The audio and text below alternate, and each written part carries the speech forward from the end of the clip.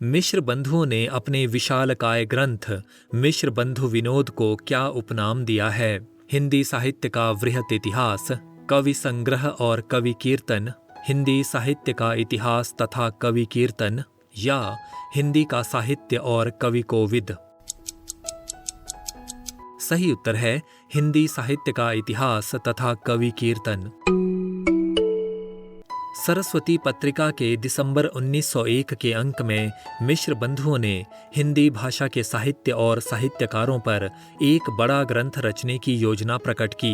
अनेक वर्षों के अथक परिश्रम और शोध के बाद मिश्र बंधुओं ने मिश्र बंधु विनोद नामक विशालकाय इतिहास ग्रंथ की रचना की, जो 4 भागों में प्रकाशित हुआ। पहले 3 भागों का प्रकाशन सन 1913 में हुआ और चौथे भाग का प्रकाशन सन 1934 में हुआ। इस महाग्रंथ में 4591 रचनाकारों का परिचय संग्रहित है। इसके अलावा बाद में यहाँ वहाँ जोड़े गए छोटे मोटे साहित्यकारों को मिलाकर ये संख्या 5000 के आसपास पहुँच जाती है।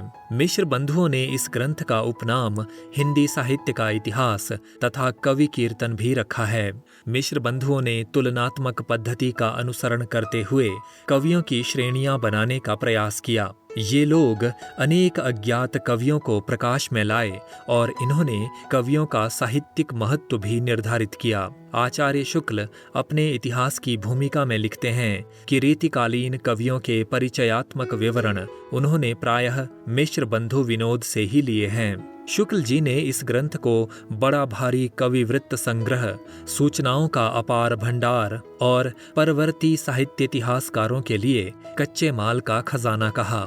रमाशंकर शुक्ल रसाल मिश्र बंधुओं का आभार व्यक्त करते हुए उन्हें साहित्य के इतिहास का प्रवर्तक मानते हैं।